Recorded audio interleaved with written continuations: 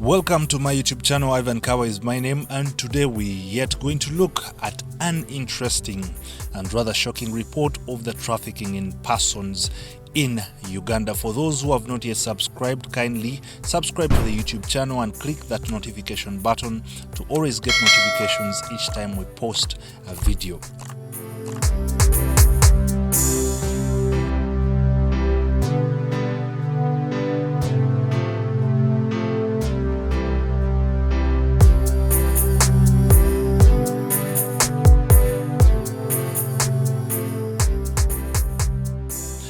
Now, the Trafficking in Person Report 2022 indicates an increase in the trafficking cases registered in Uganda. The report shows an increase from 421 in 2021 to 1,200 cases in 2022, meaning 779 new cases were registered by the Uganda Police Force.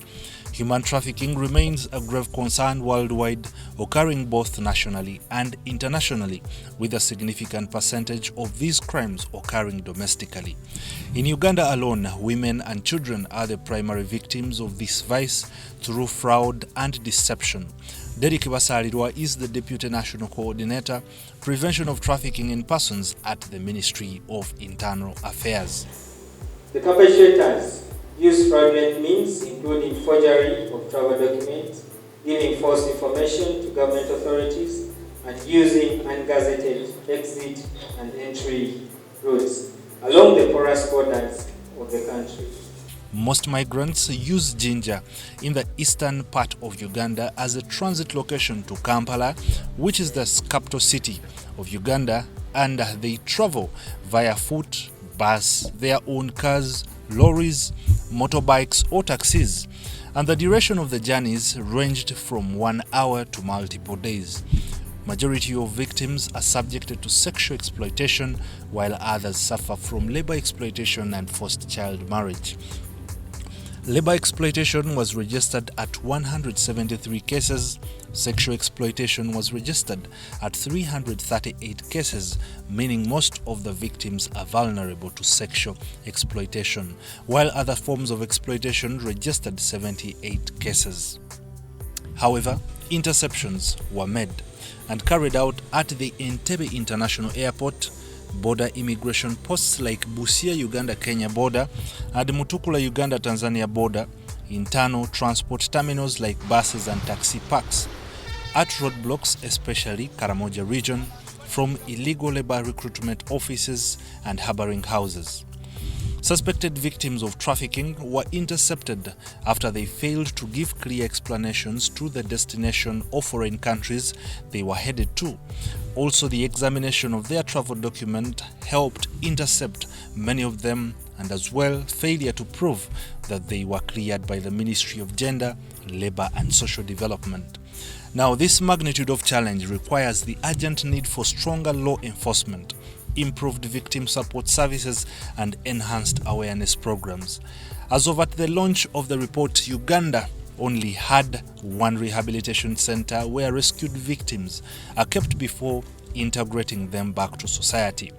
The Permanent Secretary for the Ministry of Internal Affairs, Lieutenant General Joseph Musanyifu, says this remains a challenge in the fight against trafficking in persons.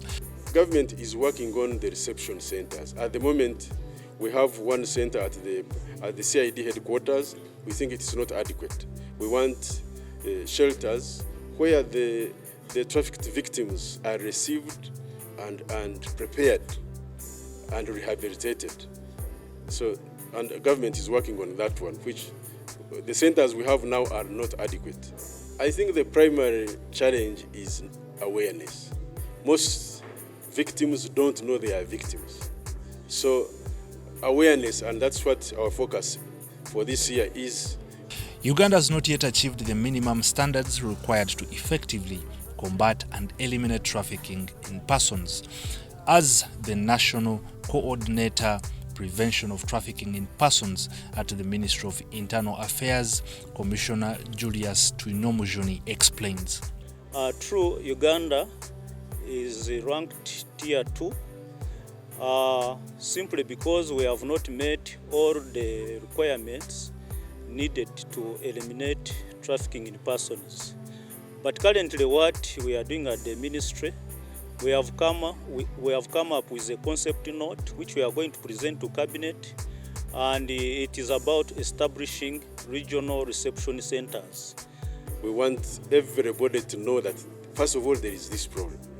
And if you find it very easy to leave the country, you should be very suspicious.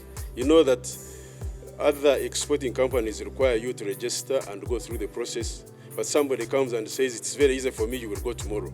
You should be suspicious. So I call upon Ugandans to be aware that Ugandans are being trafficked and sold outside. The Victims Fund can help Ugandans in areas of repatriation, which is a key issue or a challenge. You have seen videos in the social media where victims are crying for help from the government, and when that one is entrenched into the law, the Victim Fund, we shall have to mention the sources and how victims can be helped. The persistent poverty, ignorance, unemployment remain the key push factor for trafficking in persons, while the existence of non-skilled jobs in the Middle East is the major pull factor which promotes the crime, hence encouraging seekers to take risks. In terms of regional performance, the CID headquarters in Kampala registered the highest number with 167 cases, followed by Greater Masaka region with 120 cases, Elgon region 105 cases, Kampala Metropolitan South 90 cases, while Rwenzori West registered 78 cases, Wamala region registered 66 cases, Mountain Moroto registered 50 cases, and Kampala Metropolitan North registered 49 cases, among other key areas that registered 1 case, 2, and many others. Now, the Uganda Police Force in partnership with the Human Trafficking Institute did make some achievements. For example, they trained 538 Uganda Police Force CID investigators in the best practices for trafficking in persons investigations. They also referred 520 trafficking in persons victims for shelter, support, and other services with partner NGOs. They also provided temporary shelter and support for 324 trafficking in persons victims at the CID headquarters. Well, that's the summary of what takes place in terms of trafficking in persons, and we shall be giving you more and more informative pieces on this specific YouTube channel. I sign out.